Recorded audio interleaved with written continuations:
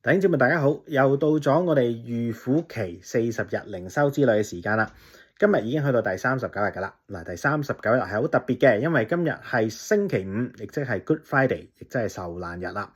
所以咧，盼望今日做完靈修之後咧，大家仍然將今日嘅經文咧記喺腦裏面，一路咧去到晚上，我哋一齊嚟參加呢個嘅受難節默想崇拜啊！我哋今晚見啊！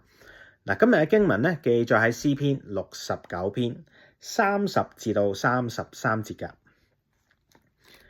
我要以詩歌讚美上帝的名，以感謝尊他為大。這就讓耶和華喜悅，勝似獻牛，獻有角有蹄的公牛。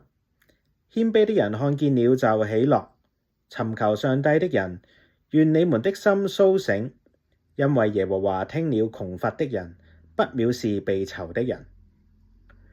我要以詩歌讚美上帝的名，以感謝尊他為大。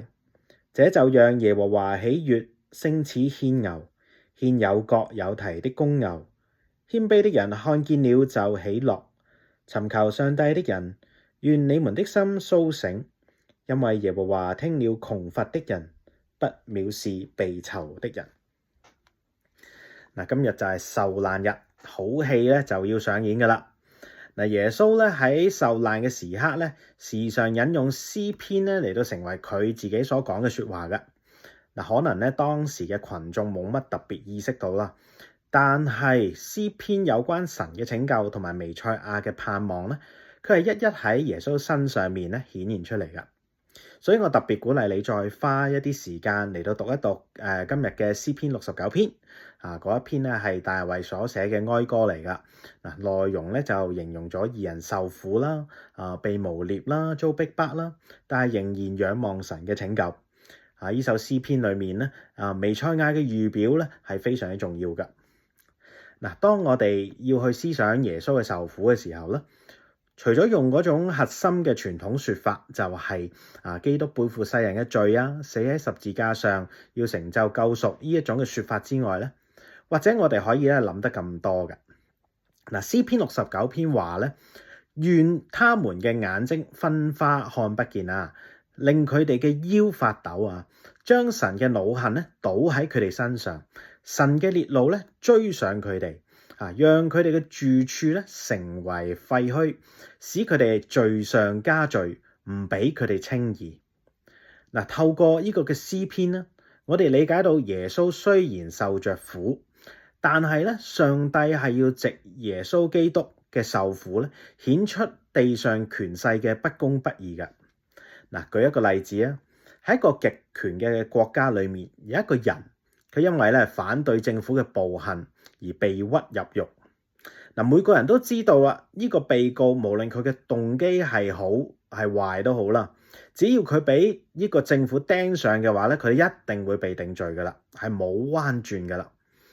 嗱，呢個被告竟然選擇唔認罪而抗辯喎。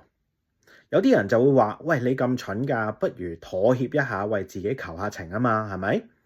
但係實際上呢個被告佢透過抗辯咧，更加顯得嗰啲嘅掌權者唔合理喎，係冇邏輯噶喎。見到嗰啲掌權者繼續嚟到編造謊言同埋顛倒是非嚟入佢罪喎。所以耶穌嘅受難亦都代表咗佢對世上權勢嘅唔妥協。而呢個亦都正正提醒我哋作為一個嘅信仰群體，我哋要坦誠直接表達我哋嘅信仰，並且要對地上嘅權勢咧提出一個質問嘅。嗱，耶穌嘅受苦唔單止代表人類嘅苦嚇，亦都更加代表咧喺個世上面無權無勢、被欺壓嘅、被遺棄嘅、被藐視嘅同埋被排擠嘅人嘅苦㗎。作者話咧，耶穌就係一塊嘅透視鏡。我哋能夠透過佢嚟到重新理解權力啦、社會關係啦，同埋眾多唔同嘅政策。嗱，耶穌站喺無權者嗰一方，並且要求上帝嘅公義臨到啊！嗱，由於耶穌本身係無罪噶，咁就令到咧嗰啲權勢所做嘅衰嘢咧無所遁形啦。嗰啲權勢佢哋毫無理據同埋正當性。而我哋見到嘅係權勢只會為着自身嘅利益同埋安穩咧，而害嗰啲無辜嘅人嘅啫。嗱，我哋常常都話呢個嘅耶穌被殺害嘅罪名咧，就係因為佢稱自己為呢個猶太人嘅王啊嘛，所以我哋話耶穌係一個政治犯，確實係冇錯嘅。但係更加深層嘅原因係正因為咧，耶穌正係挑戰緊現世權力所帶嚟嘅生活方式。呢個生活方式就係高舉階級、權力同埋暴力。並且耶穌要帶嚟一個全新嘅模式嚟到作出挑戰。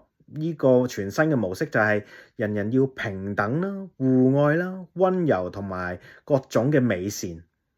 而呢個嘅挑戰呢，正係比只係單單稱得上為猶太人嘅王嘅呢個嘅罪名咧，更加具政治性。所以我哋今日教會喺受難日裏面，正係要被提醒。如果我哋跟隨耶穌活得不一樣，我哋跟隨耶穌嘅方式去活咧，我哋就會為社會帶嚟一個根本性嘅挑戰，顯出呢個現世制度嘅麻木不仁啊！